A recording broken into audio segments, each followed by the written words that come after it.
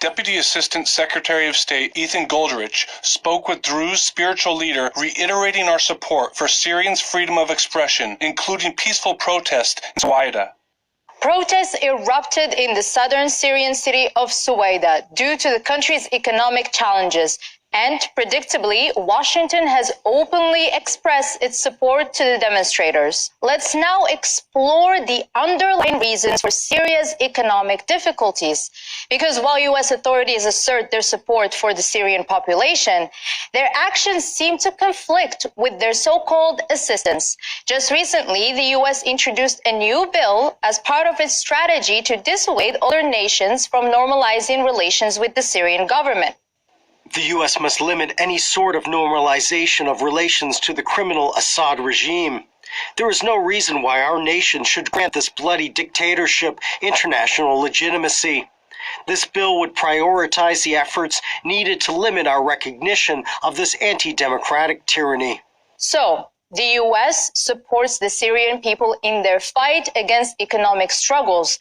But anyway, they will keep on slapping the country with more sanctions that have far-reaching effects on the population and would further undermine the complex dynamics surrounding the situation in the country.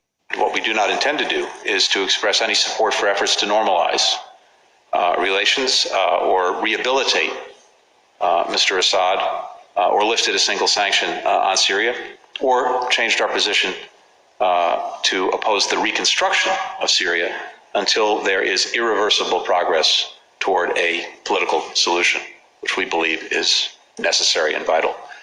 It's also important to note that in addition to the harsh sanctions imposed, the United States supports the Kurdish-led insurgent group known as the so-called Syrian Democratic Forces.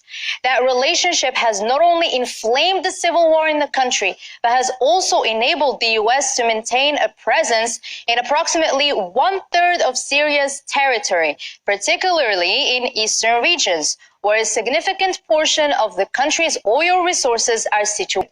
And of course, Washington finds no issues when their Kurdish allies suppress the local population in the areas they control.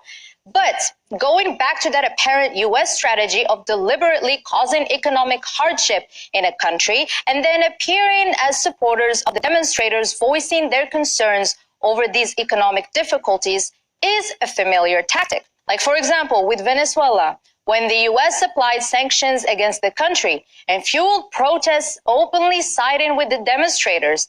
And again, the same scenario with Iran. I